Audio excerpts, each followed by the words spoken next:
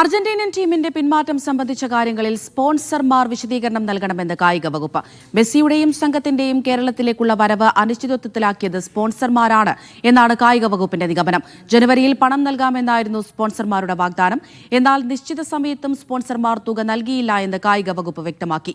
300 കോടിയിലധികം രൂപയാണ് മെസ്സിയുടെയും സംഘത്തിന്റെയും വരവിന് സർക്കാർ കണക്കാക്കിയ ചെലവ്. റിപ്പോർട്ടർ ബ്രോഡ്കാസ്റ്റിംഗ് കമ്പനി പ്രൈവറ്റ് ലിമിറ്റഡാണ് സ്പോൺസർ. ഷിജോ കുര്യൻ തിരുവനന്തപുരത്ത് നിന്ന് വിവരങ്ങൾ നൽകാനായി ചേരുന്നുണ്ട്. ഷിജോ, എപ്പോൾ മാധ്യമങ്ങളും മറ്റുള്ളവരും ചോദിച്ചാലും മെസ്സി വരും എന്നുള്ള ഒരു ഉറപ്പ് തന്നെയായിരുന്നു, അല്ലെങ്കിൽ അങ്ങനെ ഒരു മറുപടി തന്നെയായിരുന്നു കായിക മന്ത്രി നൽകിക്കൊണ്ടിരുന്നത്. എന്നാൽ ഇപ്പോൾ സ്പോൺസർമാരുടെ തലയിൽ ടൂരാൻ നിൽക്കുകയാണോ? അമൃത, ഇതിനകത്ത് രസകരമായ ഒരു കാര്യമുണ്ട്. ഒരു മമ്മൂട്ടി പടമുണ്ട്, കോട്ടയം കുഞ്ഞച്ചനാണെന്ന് തോന്നുന്നു. അതിനകത്ത് ജോഷി ചതിച്ചാശാൻ എന്ന് പറയുന്നത് പോലെയാണ് കായിക മന്ത്രി ചതിച്ചു എന്നുള്ളതാണ് നമുക്കിപ്പോൾ എടുത്തു പറയേണ്ട ഒരു പ്രധാനപ്പെട്ട കാര്യം.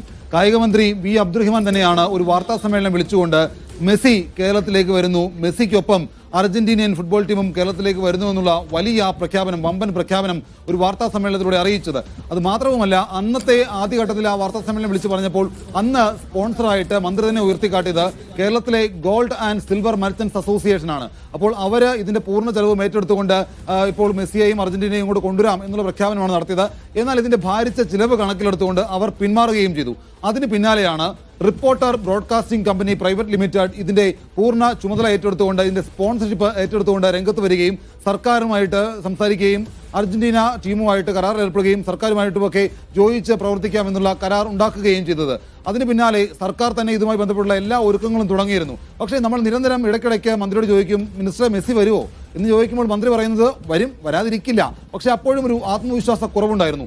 അതിന് കാരണമെന്ന് പറയുന്നത് ഈ കരാറിൽ ഏർപ്പെട്ട് 45 ദിവസത്തിനകം അർജന്റീന ടീമിന് 60 കോടി രൂപ കൊടുക്കണമായിരുന്നു. അതായത് റിപ്പോർട്ടർ ബ്രോഡ്കാസ്റ്റിംഗ് കമ്പനി ഈ അർജന്റീന ടീമുമായിട്ട് അവരുടെ സ്പോൺസർഷിപ്പ് ഏറ്റെടുക്കുന്നു. ആ സ്പോൺസർഷിപ്പിന്റെ ഉത്തരവാദിത്വം എന്ന നിലയിൽ ആദ്യഘട്ടമായിട്ട് 60 കോടി രൂപ ഈ കമ്പനി ഈ പറയുന്ന അർജന്റീന ടീമിന് കൊടുക്കണം. അതിന് 45 ദിവസത്തെ സാവകാശമാണ് സർക്കാരും അതുപോലെ തന്നെ AFAയും ഈ പറയുന്ന സ്പോൺസർഷിപ്പ് കമ്പനിയെ ഏൽപ്പിച്ചത്. എന്നാൽ 45 ദിവസം കഴിഞ്ഞിട്ടും reporter broadcasting company private limited ഒരു തരത്തിലുമുള്ള പണം ഇവർക്ക് നൽകുകയുമില്ല. കുറച്ചുകൂടി സമയം നീട്ടി ചോദിക്കുകയും ചെയ്തു. സമയം നീട്ടി ചോദിച്ചിട്ടും ഈ സമയം, അതായത് 45 ദിവസം കഴിയുന്നു, അതിനുശേഷം 1 മാസത്തെ കൂടി സാവകാശം നീട്ടി ചോദിക്കുന്നു. അപ്പോഴും ഈ പണം ഇടപാടുകൾ സംബന്ധിച്ചുള്ള ഒരു കാര്യവും നടക്കുന്നില്ല. പ്രത്യേകിച്ച് AFAയുടെ അക്കൗണ്ടിലേക്ക് പണം നൽകണമെങ്കിൽ RBIയുടെ അടക്കമുള്ള കാര്യങ്ങളിൽ ചില കാര്യങ്ങൾ അവരുമായി ബന്ധപ്പെട്ടുകൊണ്ട് ചെയ്യേണ്ടതായുണ്ട്. അതടക്കമുള്ള കാര്യങ്ങൾ സംസ്ഥാന സർക്കാരും കായിക വകുപ്പും പൂർത്തിയാക്കി reporter broadcasting company private limited AFAയ്ക്ക് പണം കൊടുക്കുമെന്ന് പ്രതീക്ഷിച്ച് സർക്കാർ ഇരിക്കുകയാണ്. അപ്പോൾ അതുമായി ബന്ധപ്പെട്ടുകൊണ്ട് ടീം വരുന്നു, കൊച്ചിയിൽ കളിക്കുന്നു, അങ്ങനെയുള്ള എല്ലാ കാര്യങ്ങളും സർക്കാർ ഇങ്ങനെ ആലോചിച്ചുകൊണ്ട് തയ്യാറെടുത്തിരിക്കുകയാണ്. അതിനിടയിലേക്കാണ് ഈ പൈസ കൊടുക്കാതെ ഈ പറയുന്ന കമ്പനി സർക്കാരിനെ പറ്റിക്കുന്ന ഒരു നിലപാട് സ്വീകരിച്ചത്. അതോടുകൂടിയാണ് മെസ്സിയും അർജന്റീനയും ഇവിടേക്ക് വരുന്നില്ല എന്നുള്ള കാര്യം കൂടി കഴിഞ്ഞ ദിവസം പുറത്തു വരുന്നത്. അതിങ്ങനെയാണ്, അതായത് സർക്കാരല്ല, കായിക വകുപ്പുമല്ല ഈ പറയുന്ന അർജന്റീനയും മെസ്സിയും ഇവിടേക്ക് വരില്ല എന്ന കാര്യം അറിയിക്കുന്നത്. AFA അവരുടെ സമ്മർ സീസൺ കഴിഞ്ഞുള്ള അടുത്ത ഷെഡ്യൂൾ പുറത്തിറക്കുകയും ചെയ്തു. അതിനകത്ത് അവർ ഇന്റർനാഷണൽ ഫ്രണ്ട്ലി മാച്ച് കളിക്കുന്നത് ഇന്ത്യയിലേക്കും ഇല്ല, ഇന്ത്യയുടെ അടുത്ത് കിടക്കുന്ന ചൈനയിൽ വന്ന് അവിടെ 2 മത്സരങ്ങൾ കളിച്ച് പോവുകയും ചെയ്യുന്നുണ്ട്. അതിനുശേഷം മറ്റു പല രാജ്യങ്ങളുമുണ്ട്. അപ്പോൾ അതിനകത്ത് കേരളവുമില്ല. കേരളത്തിലേക്ക് കളിക്കാമെന്ന് പറഞ്ഞ് ഒന്നല്ല 2 മത്സരങ്ങൾ കളിക്കാമെന്ന് പറഞ്ഞാണ്. അപ്പോൾ ഇവിടേക്ക് വരുന്നില്ല എന്നുള്ള കാര്യം അങ്ങനെയാണ് നമ്മൾ മനസ്സിലാക്കുന്നത്. അപ്പോൾ അർജന്റീനയുടെ ഷെഡ്യൂളിൽ കേരളമില്ല. അതോടുകൂടി ഇതുമായി ബന്ധപ്പെട്ടുകൊണ്ട് എന്താണ് സംഭവിച്ചതെന്ന് അന്വേഷിച്ചപ്പോഴാണ് സ്പോൺസർമാരുടെ പിന്മാറ്റമാണ് ഇതിന് ഈ രീതിയിലേക്ക് ഉള്ള ഈ ഒരു സാഹചര്യം ഉണ്ടാവാൻ കാരണം എന്നുള്ളതാണ് മന്ത്രി തന്നെ വ്യക്തമാക്കുന്നത്. അതായത് സ്പോൺസർ ഈ കാര്യം ഏറ്റെടുക്കുന്നു. Reporter broadcasting company private limited ഇതിന്റെ പൂർണ്ണ ചുമതല ഏറ്റെടുത്തതാണ്. 200 കോടി രൂപ അർജന്റീന ടീമിന് മാത്രമായി നൽകേണ്ടതായിരുന്നു. മറ്റൊരു വിദേശ രാജ്യം കളിക്കാൻ വന്നു കഴിഞ്ഞാൽ സ്വാഭാവികമായിട്ടും ഫിഫ റാങ്കിങ്ങിൽ ഏറ്റവും പിന്നിലുള്ള ഇന്ത്യയുമായിട്ടൊന്നും അർജന്റീന കളിക്കില്ല. അപ്പോൾ ഇന്ത്യയിലെ ഏറ്റവും പ്രധാനപ്പെട്ട ഒരു മേജർ ലീഗ്, ഏതെങ്കിലും പ്രധാനപ്പെട്ട ഒരു ലീഗിലെ ഒരു ടീമുമായിട്ട് മറ്റൊരു ഇന്റർനാഷണൽ ടീമുമായിട്ട് 2 മത്സരങ്ങളാണ് കേരളത്തിൽ കളിക്കുമെന്ന് പറഞ്ഞിരുന്നത്. അപ്പോൾ ഒരു വിദേശ രാജ്യം വന്നാൽ ആ വിദേശ രാജ്യങ്ങളുടെ ചെലവ് കണക്കാക്കിക്കൊണ്ട് ഏറ്റവും കുറഞ്ഞത് മിനിമം ഒരു 300 കോടിയെങ്കിലും ചിലവാകുമെന്നുള്ളതായിരുന്നു സർക്കാരിന്റെ ഒരു കണക്ക് കൂട്ടൽ. ആ 300 കോടി രൂപയാണ് ഈ സ്പോൺസർഷിപ്പിലൂടെ സർക്കാർ കണ്ടെത്താമെന്ന് കരുതിയിരുന്നത്. ആ സ്പോൺസർഷിപ്പാണ് ഇപ്പോൾ ചതിച്ചത്. ആ സ്പോൺസർഷിപ്പ് പോയതോടുകൂടി മെസ്സിയുമില്ല, അർജന്റീനയുമില്ല. അപ്പോൾ ഷിജോയ് എന്തായാലും സൂചിപ്പിച്ചതുപോലെ ഇതിനകത്ത് തന്നെ ഒന്നും പലതരത്തിലുള്ള രണ്ടുമല്ല, കുറഞ്ഞതൊരു കാര്യങ്ങൾ 300 ഉയർന്നു വരുന്നുണ്ട്. കോടിയെങ്കിലും ഇതിനായി ആവശ്യമുണ്ടായിരുന്നു. അത് സ്പോൺസർമാർ നൽകുമെന്നുള്ളൊരു വിശ്വാസത്തിലായിരുന്നല്ലോ കായിക വകുപ്പ് ഉണ്ടായിരുന്നത്. അത് കൃത്യമായി ഫോളോ ചെയ്യേണ്ടത് കായിക വകുപ്പിന്റെ ഉത്തരവാദിത്തമായിരുന്നില്ല. ഈ പറഞ്ഞതുപോലെ 65 ദിവസത്തിനുള്ളിൽ ഇത്ര കോടി രൂപ അർജന്റീനൻ ടീമിന് നൽകണം എന്നുള്ള ഒരു തീരുമാനം, അല്ലെങ്കിൽ അങ്ങനെ ഒരു കാര്യമൊക്കെ ഉണ്ടെങ്കിൽ അത് ആ സമയത്ത് നൽകണം അല്ലെങ്കിൽ നൽകിയിരിക്കണം എന്നുള്ള കാര്യമൊക്കെ കായിക വകുപ്പ് ഫോളോ ചെയ്യേണ്ടതല്ലേ? പിന്നെ എന്തുകൊണ്ട് സ്പോൺസർമാർ പിന്മാറി എന്നുള്ള കാര്യത്തിലൊരു വിശദീകരണം അത് ജനങ്ങൾക്ക് നൽകേണ്ടതില്ലേ?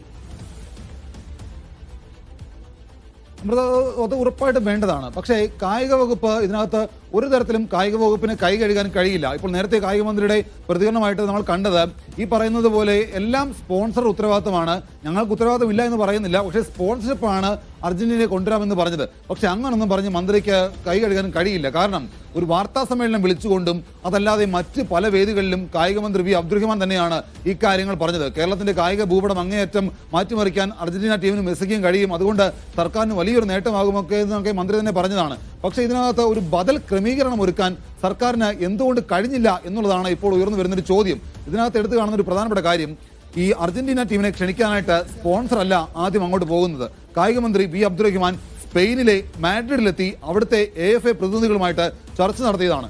AFAയുമായിട്ട് മാഡ്രിഡിൽ ചർച്ച നടത്തുന്നു. അപ്പോൾ അവിടെ വെച്ച് തന്നെ ധാരണാപത്രവും മറ്റു ജേഴ്സിയും ഒക്കെ കൈമാറ്റമൊക്കെ നടത്തി ഇവിടെ നാട്ടിലേക്ക് തിരിച്ചു വന്നതിന് ശേഷമാണ് സ്പോൺസർഷിപ്പ് അടക്കമുള്ള കാര്യങ്ങളെക്കുറിച്ച് പിന്നീട് ചർച്ചയാകുന്നത്. അപ്പോൾ ഞാൻ നേരത്തെ സൂചിപ്പിച്ചതുപോലെ ആദ്യഘട്ട സ്പോൺസർഷിപ്പ് എന്ന് പറയുന്നത് ഈ പറയുന്ന പോലെ കേരളത്തിലെ gold and silver merchants association, പിന്നീട് വ്യാപാരി വ്യവസായ ഏകോപന സമിതി, അവരൊക്കെ കൈമാറിയതിനു ശേഷമാണ്, അല്ലെങ്കിൽ അവരൊക്കെ പറ്റില്ല എന്ന് പറഞ്ഞ് മാറിയതിനു ശേഷമാണ് reporter private broadcasting limited company ഈ പറയുന്ന പോലെ രംഗത്ത് വരുന്നത്. റിപ്പോർട്ടർ കമ്പനി രംഗത്ത് വന്നതോടുകൂടി സർക്കാർ അത് പൂർണ്ണമായിട്ട് അവരെ ഏൽപ്പിക്കുകയാണ് ചെയ്തത്. പക്ഷേ അവരിതിനെ ഫോളോ ചെയ്തോ ഇല്ലയോ എന്നുള്ളത് സർക്കാർ അല്ലെങ്കിൽ കായിക വകുപ്പ് കൃത്യമായി നോക്കിയിട്ടില്ല എന്നുള്ളതാണ് നമ്മൾ ഇതിലൂടെ മനസ്സിലാക്കുന്നത്. എന്തായാലും ഇതിനകത്ത് ഒരു ബദൽ ക്രമീകരണം ഒരുക്കുന്നതിനകത്ത് കായിക വകുപ്പിന് വീഴ്ചയുണ്ടായിട്ടുണ്ട്. അതേസമയം എന്തുകൊണ്ട് ഈ പറയുന്ന company reporter broadcasting private limited company എന്തുകൊണ്ട് ഈ പറഞ്ഞ സമയത്തിനുള്ളിൽ പൈസ കൊടുത്തില്ല എന്നുള്ള കാര്യമൊക്കെ ഈ പറയുന്ന കമ്പനി കൃത്യമായിട്ടുള്ള വിശദീകരണം സർക്കാരിന് കൊടുക്കേണ്ടതാണ്. കാരണം സർക്കാരിന്റെ രേഖ പ്രകാരം ഒരു ഉത്തരവായിട്ട് ഇറക്കിയതാണ്. ഈ കമ്പനിയുടെ പേര് പറഞ്ഞുകൊണ്ട് സർക്കാർ ഒരു ഉത്തരവ് ഇറക്കിയതാണ്. അപ്പോൾ ആ ഉത്തരവിന് എന്തുകൊണ്ട് ഇവർ ഈ പറഞ്ഞ സമയത്തിനുള്ളിൽ പൈസ കൊടുത്തില്ല എന്ന അടക്കമുള്ള കാര്യങ്ങൾ ഈ സർക്കാരിന് കൃത്യമായിട്ട് വിശദീകരിക്കേണ്ട ബാധ്യത ഈ റിപ്പോർട്ടർ കമ്പനിക്കുമുണ്ട്. സർക്കാർ പൊതുജനങ്ങളെ ബോധ്യപ്പെടുത്താൻ, പ്രത്യേകിച്ച് കേരളത്തിലെ കായിക പ്രേമികളെ ഇത്രയും അധികം പറഞ്ഞു പറ്റിച്ചതിന്റെ പേരിൽ ഇതിനെന്താണ് സംഭവിച്ചത് ഇതിന്റെ നിജസ്ഥിതി പറഞ്ഞു ബോധ്യപ്പെടുത്താൻ മന്ത്രി കൂടി ബാധ്യസ്ഥനാണ്. ഒരുപക്ഷെ ഇന്നോ നാളെയോ ഇത് സംബന്ധിച്ച് കൃത്യമായിട്ടുള്ള ഒരു ഔദ്യോഗിക വിശദീകരണം കായിക വകുപ്പിന്റെ ഭാഗത്ത് നിന്ന് ഉണ്ടാകുമെന്നാണ് നമ്മൾ പ്രതീക്ഷിക്കുന്നത്. അതൊരു പക്ഷേ മന്ത്രിയുടെ ഒരു നോർമൽ പ്രതികരണമായിട്ട് മാത്രമായിരിക്കില്ല. എന്താണ് സംഭവിച്ചത് എന്നുള്ള കാര്യം ഈ സ്പോൺസറോട് കൃത്യമായിട്ടുള്ള വിശദീകരണം തേടും. നിങ്ങൾ എന്തുകൊണ്ട് ഈ പറഞ്ഞ സമയത്തിനുള്ളിൽ പൈസ കൊടുത്തില്ല, ആദ്യത്തെ 45 ദിവസം, അതിനുശേഷം വീണ്ടും സാവകാശം ചോദിക്കുന്നു, ആ സമയത്തും എന്തുകൊണ്ട് പൈസ കൊടുത്തില്ല എന്നുള്ളതിന് കൃത്യമായിട്ടുള്ള വിശദീകരണം കായിക വകുപ്പ് ചോദിക്കും. അതിനുശേഷം വിശദീകരണം തേടൽ മാത്രമായിരിക്കുമോ? കാരണം നമുക്കറിയാം ഇത്രയേറെ ചർച്ച ചെയ്യപ്പെട്ട ഒരു വിഷയമാണ്, ഇവരും കാത്തിരുന്ന ഒരു സംഭവം തന്നെയാണ്. അപ്പോൾ ഈ വിശദീകരണത്തിൽ ഒതുങ്ങുമെന്നാണോ കരുതേണ്ടത്, അല്ല നിയമ നടപടികളുമായി മുന്നോട്ട് പോകുമെന്നാണോ? അമൃത, സ്വാഭാവികമായിട്ടും നിയമ നടപടികൾ ഉണ്ടാകും. ആദ്യഘട്ടം എന്ന നിലയിലാണ് ഒരു വിശദീകരണമായിട്ട് കായിക വകുപ്പ് ഇപ്പോൾ ലക്ഷ്യമിടുന്നത്. അപ്പോൾ ഒരു വിശദീകരണം ചോദിക്കുന്നു, നിങ്ങൾ എന്തുകൊണ്ട് നൽകിയില്ല, അല്ലെങ്കിൽ ഈ പറഞ്ഞ കാലയളവിനുള്ളിൽ എന്തുകൊണ്ട് പൈസ കൊടുത്തില്ല, അതൊരു വിശദീകരണമായിട്ട് ഈ പറയുന്ന കമ്പനി എന്ത് മറുപടി നൽകുമെന്നുള്ളത് ഒന്നാമത്തെ ചോദ്യമാണ്. ആ മറുപടി തൃപ്തികരമാണെങ്കിലും അല്ലെങ്കിലും സ്വാഭാവികമായിട്ടുള്ള നിയമ നടപടികൾ സർക്കാരിന്റെ ഭാഗത്തു നിന്നും AFAയുടെ ഭാഗത്തു നിന്നും ഉണ്ടാകും എന്നുള്ളതാണ് നമ്മൾ ഇപ്പോൾ കായിക വകുപ്പിൽ നിന്ന് മനസ്സിലാക്കുന്നത്. അതായത് കായിക മന്ത്രി പറയുന്നത് എല്ലാം സ്പോൺസർഷിപ്പ് ആണ് എന്ന് പറയുമ്പോൾ അതിനകത്ത് സ്വാഭാവികമായിട്ടും AFAയുടെ ഭാഗത്തു നിന്നുമുള്ള ഒരു നടപടി അല്ലെങ്കിൽ അങ്ങനെ ഒരു നിയമ നടപടി ഉണ്ടാകാനുള്ള ഒരു സാധ്യതയുണ്ട്. കാരണം അർജന്റീന പോലെ ലോകത്ത് ഏറ്റവും അധികം കാണികളുള്ള മെസ്സി എന്ന് പറയുന്ന ലോക കാൽപന്ത് കളിയുടെ മെസ്സിയ എന്നറിയപ്പെടുന്ന മെസ്സിയെ കേരളത്തിലേക്ക് കൊണ്ടുവരാമെന്ന് പറഞ്ഞുകൊണ്ട് ഒരു കമ്പനി, ഒരു സ്വകാര്യ കമ്പനി കരാറിൽ ഏർപ്പെടുന്നു. Reporter broadcasting private limited company അതിനകത്ത് കരാറിൽ ഏർപ്പെടുമ്പോൾ അത് ആ AFAയോട് കൂടി കാണിക്കുന്ന വഞ്ചനയായിട്ട് കാണേണ്ടി വരും. അപ്പോൾ അവർക്ക് എന്തുകൊണ്ട് പറഞ്ഞ കാലയളവിനുള്ളിൽ ഞങ്ങൾക്ക് ഈ പൈസ കിട്ടിയില്ല എന്ന് AFAയ്ക്കും സ്പോൺസർമാരോട് ചോദിക്കാനുള്ള അവകാശമുണ്ട്. അപ്പോൾ അവരത് സ്വാഭാവികമായിട്ടും ചോദിച്ചു കഴിഞ്ഞാൽ ഈ കമ്പനിക്കെതിരെ കടുത്ത തരത്തിലുള്ള നിയമ നടപടികളുമായിട്ട് സംസ്ഥാന സർക്കാരും AFAയും പോകാനുള്ള ഒരു സാധ്യതയുണ്ട്. അതിന്റെ ആദ്യഘട്ടമായിട്ട് സംസ്ഥാന സർക്കാർ കായിക വകുപ്പ് ഒരു വിശദീകരണം ചോദിക്കും.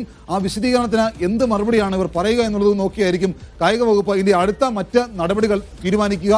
എന്തായാലും ഇതിനകത്ത് ഏറ്റവും അധികം കബളിപ്പിക്കപ്പെട്ടത് കായിക വകുപ്പും കേരളത്തിലെ കായിക പ്രേമികളുമാണ്.